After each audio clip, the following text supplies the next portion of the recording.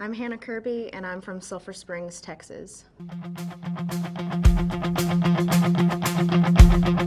Just like the white-winged dove sings a song, sounds like she's singing. Ooh, baby, ooh, said ooh. Just like the white-winged dove. A typical day for me is at Texas A&M Commerce. So from the time that I was a child, I feel like my mom was waiting, like, oh, I feel like she could be a singer, and she really cultivated that in me. I sang jazz for a while, and I enjoyed that also, but that's still not my heart, my passion. Alternative rock, that's where my heart is. The voice to me is the perfect opportunity, no matter how far I get, to build my fan base and find people who share my similar interests and share my love of music in the same way that I do.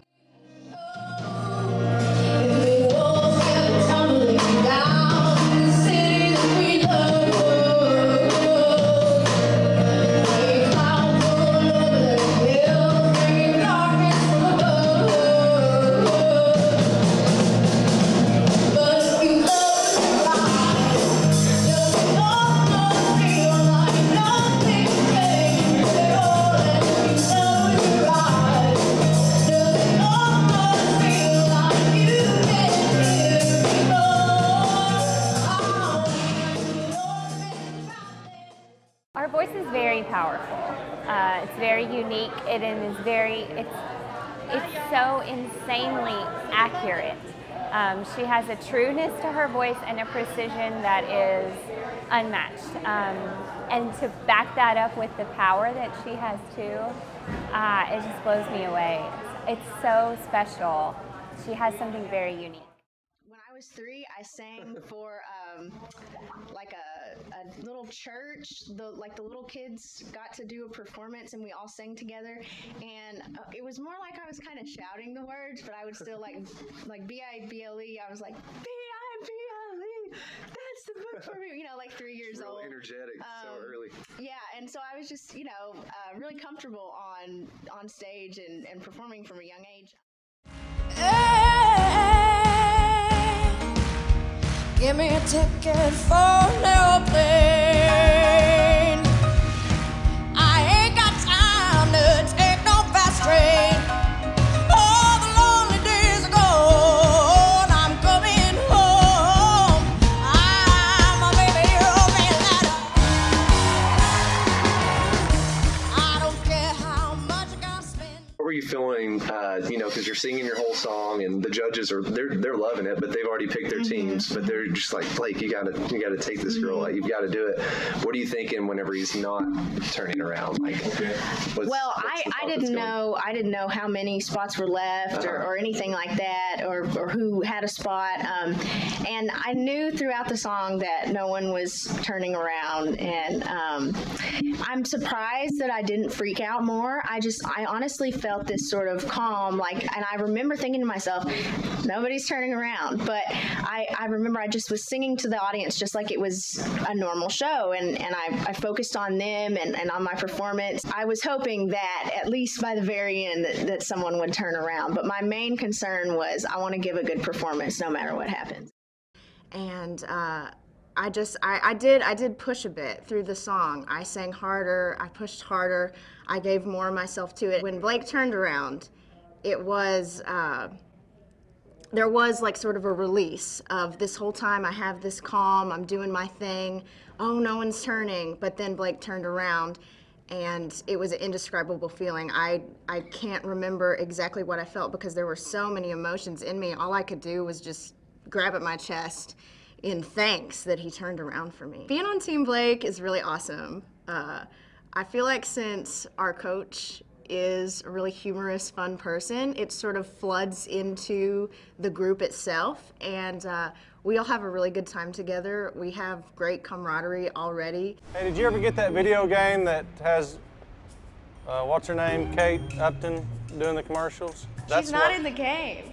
Yeah, but what about her in the commercials? I know though? you like the commercial, Blake, but why don't you just get a copy of the commercial, Mike? Put it on your phone. If I win The Voice, It's hard to imagine how my life would change. I would hope that I would be able to make a living playing music only, doing the thing that I love, the thing that makes me feel most whole as a person.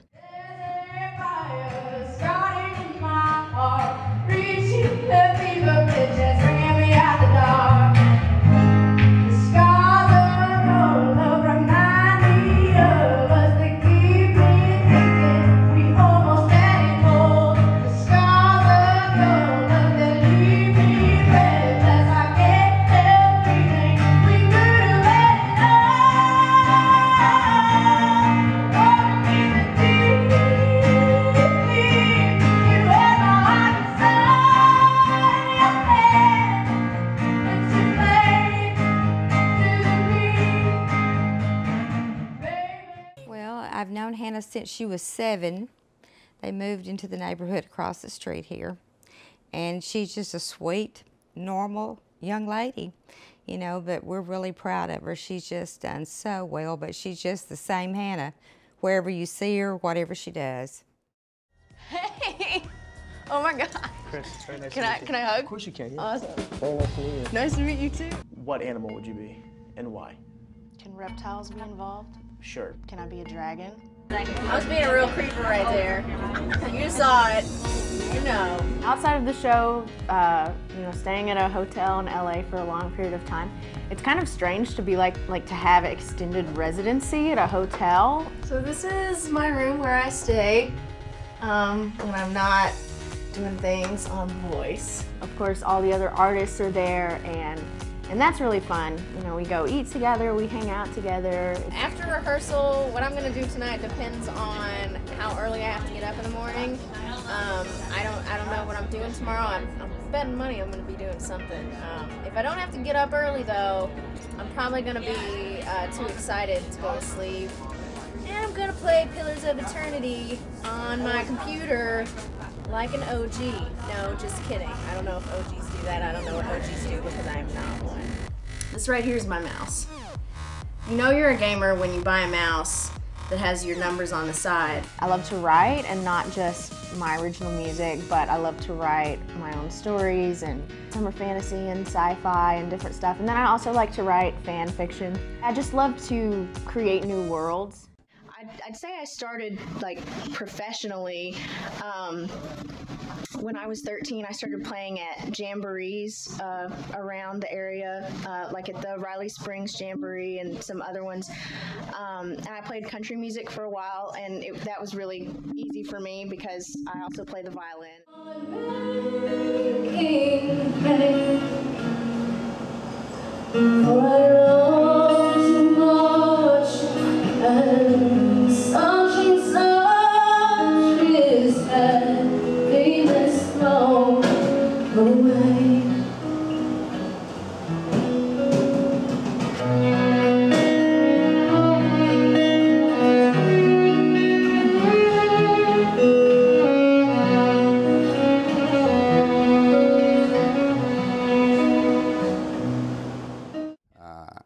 I'm a sales rep, and I travel all over Texas and Arkansas and Oklahoma, and I've talked to a lot of my customers, and they all know Hannah through the Voice.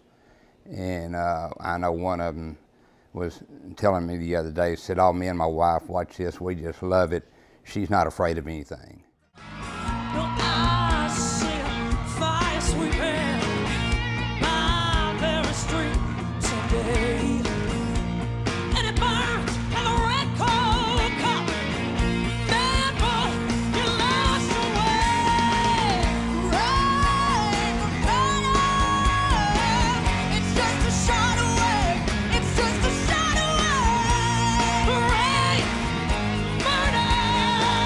It's just a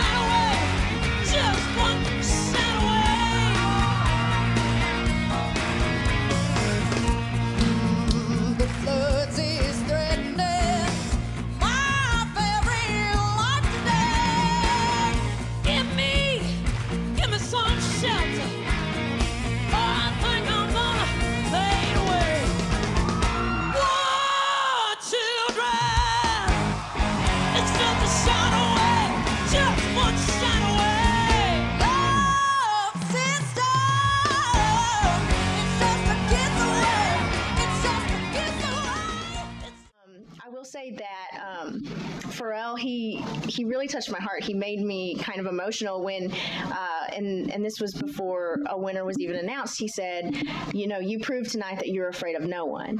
And I'm not really sure what it is in me that needed to hear that or wanted to hear that, but for some reason, I just, you know, I was worried that I was going to start bawling on stage. It was amazing. Let me tell you about that Hannah. That was incredible. And especially the moment where you were like, oh no, you don't. And she ran over there and was like, no, not today. They are gonna hear me too. That made this battle so incredible. And today, I think you've proven, Hannah, that you are afraid of no one. Woo! Thank you. Let me go back and tell you that the first time I saw Hannah was when she came in.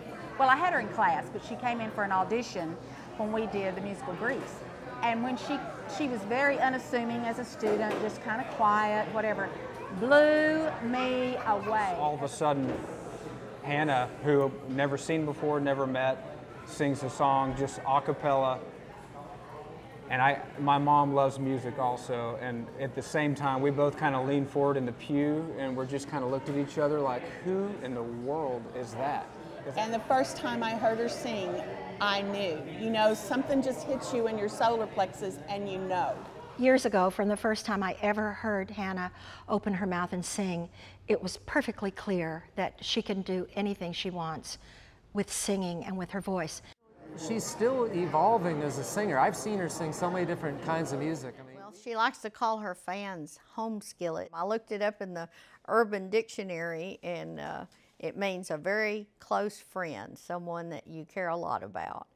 And so, just like for all her home skillets, to know that, you know, that she is who she appears to be. Today I'm wearing a kimono. Is that the best? Which part? I don't know.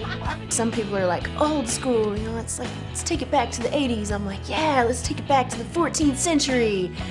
I never imagined there would be so many people who would follow me on Twitter and enjoy my music. Let's go, Team Blake, yes! On the other hand, there's some people who can't get with my dancing, and that's cool. You know, everybody's opinion is different, but I don't ever want to feel inhibited. I remember when there was a time where I wouldn't dance because I was worried about what people would think about me. And I made sure to go out on the dance floor and dance as much as possible until I didn't feel that way anymore. This is not something that I would have ever thought of for anybody on this show, but you are the exception to the rule on this show. As soon as we're finished with a performance, we have to go straight into rehearsal for a new song, and I'm a big perfectionist. And so sometimes there's not a lot of time to sit down and figure out exactly what I'm gonna do before I go into rehearsal. It's just a learning experience that a lot of times in life you're not gonna have the time that you want to prepare. Some people get nervous, but I am more nervous walking down the street and having, you know, like having to talk to the cashier at Walmart. Right. Not that I'm like socially inept, but I'd much rather be on stage. Like that's where I feel most comfortable. And I've realized throughout, you know, my college and everything that music is never second to anything. It's always the focal point in my life, no matter where I am, no matter if, you know, I don't have a gig that night. That doesn't mean that I'm not a musician and that I'm not a singer. I always wanted to sing. I think that in high school, it really became something where the passion grew, and I remember thinking to myself that I just can't be anything else but a singer. And for a long time, I thought that meant, you know, that I would have to be super famous or something. Back just a little bit, what made you want to say, hey, okay, I'm going to go try out for The Voice, like I'm going to do this?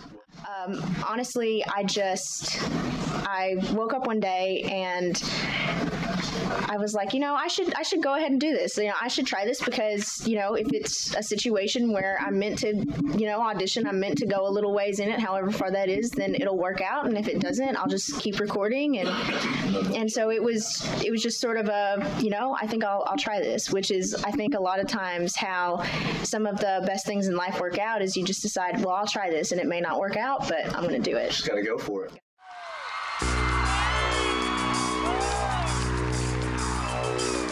Shout, shout, let it all out. These are the things I can do without a boy. I'm talking to you, come on. In violent times, you shouldn't have to say so. And black and white, they really, really ought to know. They